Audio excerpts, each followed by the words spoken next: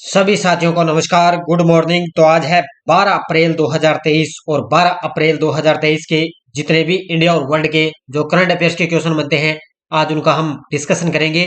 पूरा वीडियो ध्यान से देखना और लास्ट में आपसे क्वेश्चन पूछूंगा जिनके जवाब आपको कमेंट बॉक्स में देना होगा। आज अपने पढ़ेंगे इसमें आम आदमी पार्टी को राष्ट्रीय पार्टी का दर्जा दिया जा चुका है निर्वाचन आयोग के द्वारा, और सर्बानंद सोनोवाल ने अंतर्राष्ट्रीय योग महोत्सव को शुरुआत की है इन्होंने, और प्रियांशु राजावत ने ओरियंस मास्टर्स का टाइटल जीत लिया है। आज इनकी हम चर्चा करेंगे। तो ताजा आपको लाइव क्लास सुबह 6 बजे लेटेस्ट न्यूज के साथ आपको ये क्लास मिलती है शानदार तरीके से, और पीडीएफ आपको इसकी टेलीग्राम पर मिल जाती है।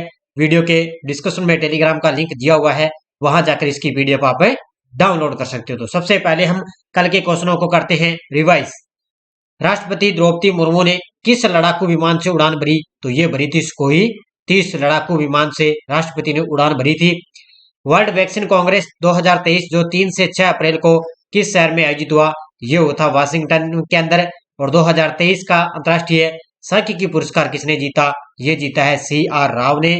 और किस राज्य में विश्व का पहला एशिया किंग गिद्ध संरक्षण केंद्र स्थापित किया गया? ये किया गया है उत्तर प्रदेश के अंदर।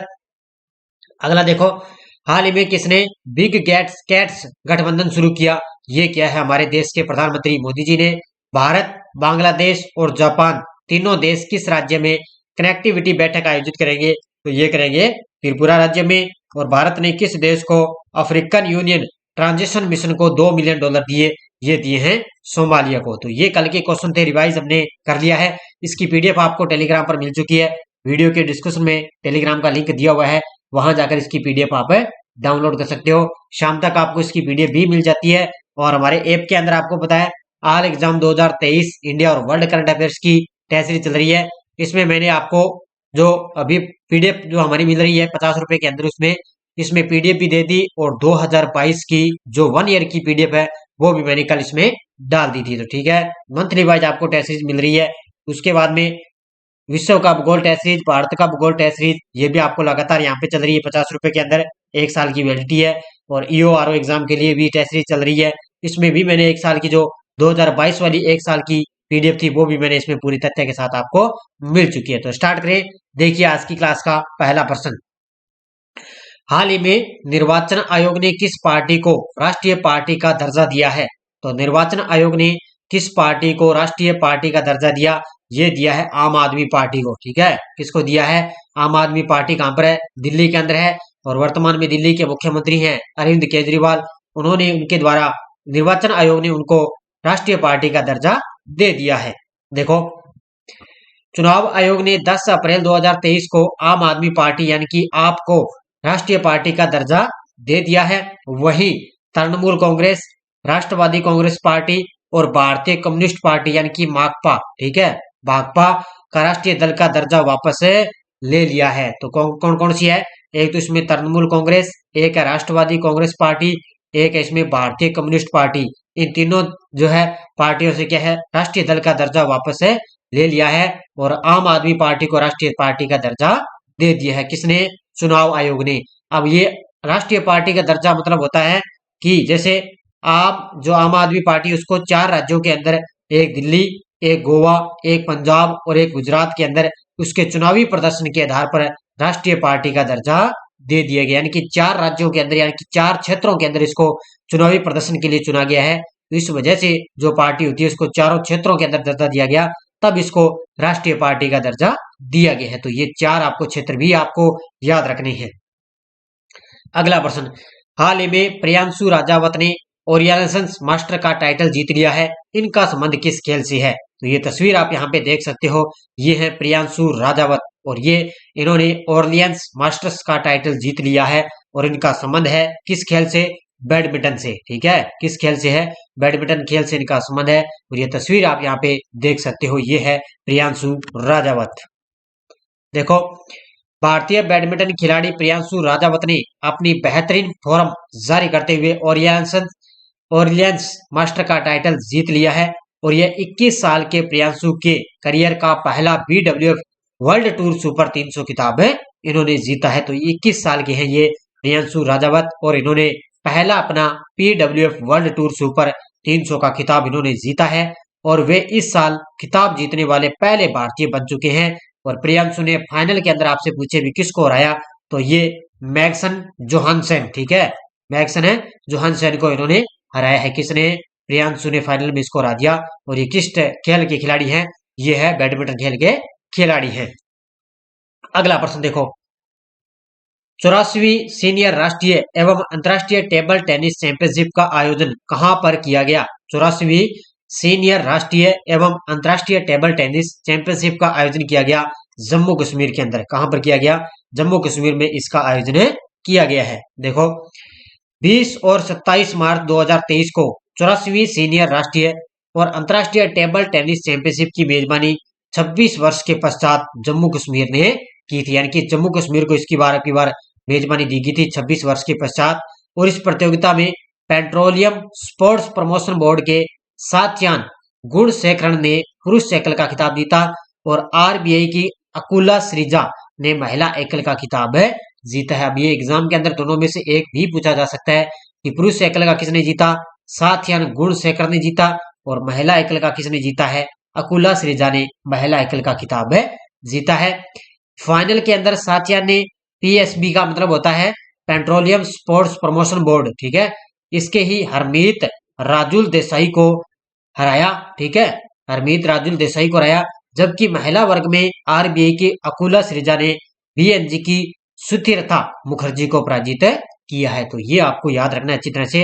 26 वर्ष के बाद इसकी मेजबानी जम्मू कश्मीर ने की है और ये आपको महिला और पुरुष एकल में दोनों आपको मैंने अच्छी तरह से बता दी है, तो याद रखना इनको अच्छी तरह से। अगला, किस केंद्रीय मंत्री ने भारतीय संविधान के डोगरी संस्करण का पहला संस्करण जारी किया है? किस केंद्रीय मंत्री ने भारतीय संविधान के डोगरी संस्करण का पहला संस्करण जारी किया? ये क्या है, ध्यान रखना। डोगरी संस्करण का मतलब होता है ये है कि जम्मू, यानी कि जम्मू कश्मीर के अंदर शासित प्रदेश है उसकी एक भाषा है ये, ठीक है, डोगरी।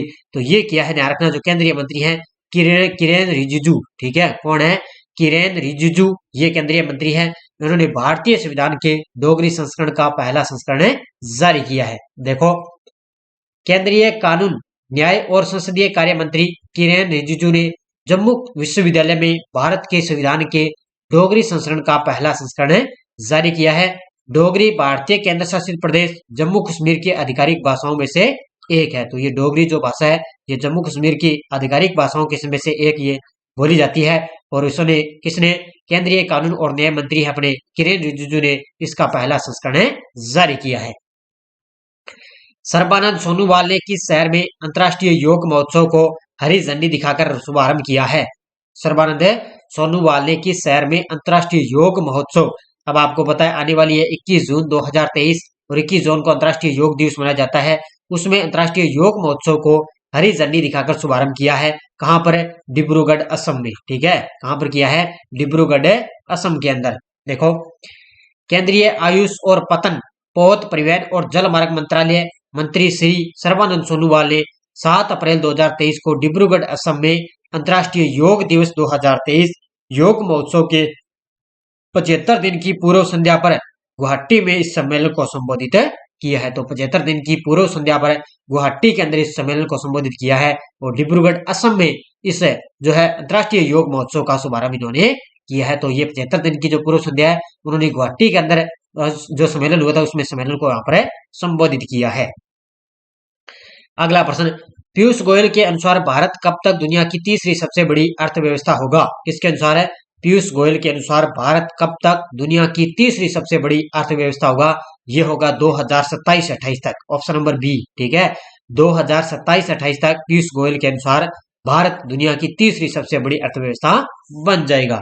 देखो, फ्रांस में भारतीय उप मंत्री हैं पीयूष गोयल ने, कहां पर है? फ्रांस के अंदर भारतीय उप मंत्री हैं पीयूष गोयल ने भारतीय प्रवासी समुदाय को संबोधित करते हुए बताया कि भारत 2027 तक दुनिया की तीसरी सबसे बड़ी अर्थव्यवस्था बनने वाला है। कब तक है? 2027 तक। वर्तमान में पांचवी सबसे बड़ी अर्थव्यवस्था, वर्तमान में जो है भारत पांचवी अर्थव्यवस्था सबसे बड़ी अर्थव्यवस्था है, पांचवी, और 2027 तक ये तीसरी सबसे बड़ी अर्थव्यवस्था बन जाएगा। देशों की स्थिति में भारत अंतिम 10 वर्षों से लगातार लगभग 7% की औसत वार्षिक वृद्धि दर का काम कर रहा है, यानी कि सबसे ज्यादा वृद्धि दर हो रही है अंतिम 10 वर्षों के अंदर, लगभग 7 वर्ष की औसत वार्षिक वृद्धि दर का इसमें इजाफा यानी कि वृद्धि हो रही है अर्थव्यवस्था के अंदर। तो ये 2027 तक तीसरी सबसे बड़ी अर्थव्यवस्था बन जाएगा। अमित शाह ने किस राज्य में वाइब्रेंट विलेज प्रोग्राम की शुरुआत की है? तो ये की है अरुणाचल प्रदेश के अंदर, पूर्वी क्षेत्र के अंदर है अरुणाचल प्रदेश। वहां पर हमारे गृह मंत्री अमित शाह के द्वारा वाइब्रेंट विलेज प्रोग्राम की शुरुआत की गई है।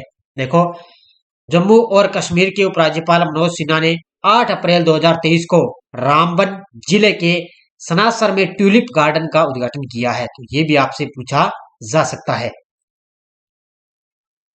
तो ये ध्यान रखना है, ठीक है। उसके बाद में देखो, ये इसमें बताया था अमित शाह ने किस राज्य में वाइब्रेंट विलेज प्रोग्राम की शुरुआत की है। तो बस ये आपको इतना याद रखना है, कहां पर की है? अरुणाचल प्रदेश के अंदर अमित शाह ने अरुणाचल प्रदेश के अंदर वाइब्रेंट विलेज प्रोग्राम की शुरुआत की है। तो ये इतना ही पॉइंट आपको याद रखना है, ये पॉइंट आपके लिए अलग है, ठीक है, ये अलग आपको याद रखना है। इसमें जम्मू एवं कश्मीर के उपराज्यपाल कौन है? मनोज सिन्हा ने 8 अप्रैल 2023 को रामबन जिले के सनासर में ट्यूलिप गार्डन का उद्घाटन किया है। ये पॉइंट आपको अलग से याद रखना है, वो अलग है। तो ठीक है, जम्मू कश्मीर के उपराज्यपाल मनोज सिन्हा ने 8 अप्रैल 2023 को सनासर के यानी कि जम्मू कश्मीर के अंदर ट्यूलिप गार्डन का उद्घाटन किया है, और ये जम्मू संभाग के लिए इस तरह का पहला पार्क बन चुका है। ठीक है, ट्यूलिप गार्डन का इन्होंने उद्घाटन किया और जम्मू के अंदर इस तरह का ये पहला पार्क बन चुका है। रामबन जिले में हरे भरे जंगल के बीच स्थित 2.73 लाख ट्यूलिप बल्बों के साथ 40 कनाल में फैला उद्यान पर्यटन और व्यापार गतिविधियों को गति प्रदान करेगा। बस ये पॉइंट आपको अलग से याद रखना है कि जम्मू कश्मीर के उपराज्यपाल कौन है? मनोज सिन्हा ने 8 अप्रैल 2023 को ट्यूलिप गार्डन का उद्घाटन किया है, और ये जम्मू संभाग के लिए इस तरह का पहला पार्क बन चुका है। अगला प्रश्न, आईपीएल में सबसे तेज 6000 रन बनाने वाले पहले बल्लेबाज कौन बने हैं? और वो बने हैं डेविड वार्नर। कौन बने हैं? डेविड वार्नर आईपीएल में सबसे तेज 6000 रन बनाने वाले पहले बल्लेबाज बन चुके हैं। गुवाहाटी के बरसापारा स्टेडियम में राजस्थान रॉयल्स के खिलाफ मैच के दौरान दिल्ली कैपिटल्स के कप्तान है ये डेविड वार्नर ने इंडियन प्रीमियर लीग में 6000 रन बनाने वाले सबसे तेज बल्लेबाज बने चुके हैं। तो ये है दिल्ली कैपिटल्स के कप्तान है डेविड वार्नर, वो ये आईपीएल के अंदर आपको पता है सबसे ज्यादा यानी कि 6000 रन बनाने वाले सबसे तेज बल्लेबाज ये बने चुके हैं। तो ये ध्यान रखना अच्छी तरह से। अभी वर्तमान में आपको पता है अभी आपको पता है आईपीएल चल भी रहे हैं। अब देखिए, आपके लिए आज अपने खास तौर से चर्चा करेंगे, एक टॉपिक है प्रधानमंत्री जन धन योजना यानी कि पीएमजेडीवाई। इसकी एक योजना की आज अपने चर्चा करेंगे, पूरी डिटेल आपको याद रखनी है। तो इसकी शुरुआत हुई थी 28 अगस्त 2014 को। किसकी? प्रधानमंत्री जन धन योजना। इसकी शुरुआत कब हुई? 28 अगस्त 2014 को। अब ये होता क्या है? प्रधानमंत्री जन धन योजना में खाते शून्य जमा राशि के साथ खोले जाते हैं, यानी कि अपने खाते बैंक के अंदर खुलाने जाते हैं, तो आपको पता है जीरो बैलेंस यानी कि 0 रुपए पर भी अपने खाते इसमें खोले जा सकते हैं, या अपने 1000 रुपए जमा करवा कर भी खोल सकते हैं। तो लेकिन ये अपने क्या है, शून्य यानी कि 0 पर भी यहाँ पर अपने खाता है जो अपने खोल सकते हैं। तो इस योजना ने वित्तीय वर्ष 31 मार्च 2023 को एक महत्वपूर्ण उपलब्धि हासिल की है। तो महत्वपूर्ण उपलब्धि एक हासिल की है, क्या है? देखो, इस योजना के अंतर्गत मूल बैंक खातों में 50,000 करोड़ रुपए का रिकॉर्ड तेजी से बढ़ा है, यानी कि अब सबसे ज्यादा यहाँ पर 50,000 करोड़ रुपए का रिकॉर्ड तेजी से बढ़ा है, जिसमें कुल शेष राशि 1.99 लाख करोड़ रुपए तक पहुंच चुकी है। यानी कि सबसे ज्यादा यहाँ पे अब की बार खाते इसमें खोले गए हैं, सबसे ज्यादा इसमें रिकॉर्ड हुआ है 50,000 करोड़ रुपए का। पिछले वित्तीय वर्ष में 1.49 लाख, ठीक है, 1.49 लाख करोड़ रुपए से बढ़ गई, यानी कि पिछली बार देखो 1.49 लाख थे और अब की बार 1.99 लाख हो चुके हैं। इसके अलावा योजना के तहत 5 करोड़ नए खाते जोड़े जा चुके हैं। कितने? 5 करोड़ नए खाते इसमें जोड़े जा चुके हैं, जिसमें अब लाभार्थियों की कुल संख्या कितनी हो चुकी है? 48.65 करोड़ तक पहुंच चुकी है। ठीक है, ये पॉइंट याद रखना है, 48.65 करोड़ तक ये पहुंच चुकी है। तो ये आपके लिए एक योजना थी, मैंने आपको करवा दी। प्रधानमंत्री जन धन योजना के बारे में 28 अगस्त 2014 को इसकी शुरुआत हुई थी, और पीडीएफ आपको टेलीग्राम पर मिल जाती है। वीडियो के डिस्क्रिप्शन में टेलीग्राम का लिंक दिया हुआ है, वहां जाकर इसकी पीडीएफ आप डाउनलोड कर सकते हो। तो अब देखिए, आपके लिए भोपाल में आयोजित आईएसएसएफ निशानेबाजी वर्ल्ड कप 2023 में भारत ने कौन सा एकमात्र पदक जीता? तो ये जीता है, स्वर्ण पदक जीता है। किसने? सरबजीत सिंह ने इसमें एकमात्र स्वर्ण पदक जीता। बहुत सारे विद्यार्थियों ने शानदार तरीके से जवाब दिए, उन सभी को हार्दिक शुभकामनाएं। और अब देखो आपके लिए, किस देश की स्पेस पायनियर ने टियोलोंग 2 रॉकेट लॉन्च किया? इजराइल, चीन, कनाडा, भारत? इसका जवाब आपको कमेंट बॉक्स में देना है। और अब देखो आपके लिए यस्टरडोज, स्वतंत्र भारत के प्रथम विधि मंत्री कौन थे? तो ये है डॉक्टर भीमराव अंबेडकर। संसद राज्य सूची के विषय पर किस अनुच्छेद के तहत कानून बना सकती है? तो ये अनुच्छेद 249 के तहत। भारत के संविधान का कौन सा संविधान संशोधन अधिनियम राजस्थान मंत्री परिषद के आकार को सीमित करता है? तो ये 51वां संविधान संशोधन 2003। और भारत में कौन सा क्षेत्र जैव विविधता हॉटस्पॉट है? तो ये है पश्चिमी घाट। तो ये भी सीईटी के अंदर आए हुए क्वेश्चन है। और अब देखो आपके लिए नेक्स्ट डोज, पेन गंगा किस नदी की सहायक नदी है? राष्ट्रपति द्वारा राज्यसभा में सदस्यों के मनोनयन का प्रावधान किस देश की संविधान की देन है, यानी कि किस देश की संविधान से ये लिया गया है? और जब आपातकाल लागू होता है तो कौन से मूल अधिकार निलंबित नहीं होते हैं? और मैटूर जलप्रपात किस नदी पर है? इन चारों क्वेश्चनों के शानदार तरीके से आपको जवाब देने हैं। आए हुए क्वेश्चन है, शानदार तरीके से आपको जवाब देने हैं। तो सारे विद्यार्थी वीडियो को जाते जाते लाइक शेयर करते रहना और लगातार आपको कंटिन्यू क्लास मिलती रहेगी। और कल परसों मैंने भारत में कौन क्या आपको अप्रैल तक ताजा अपडेट भी एक वीडियो मैंने दे दिया।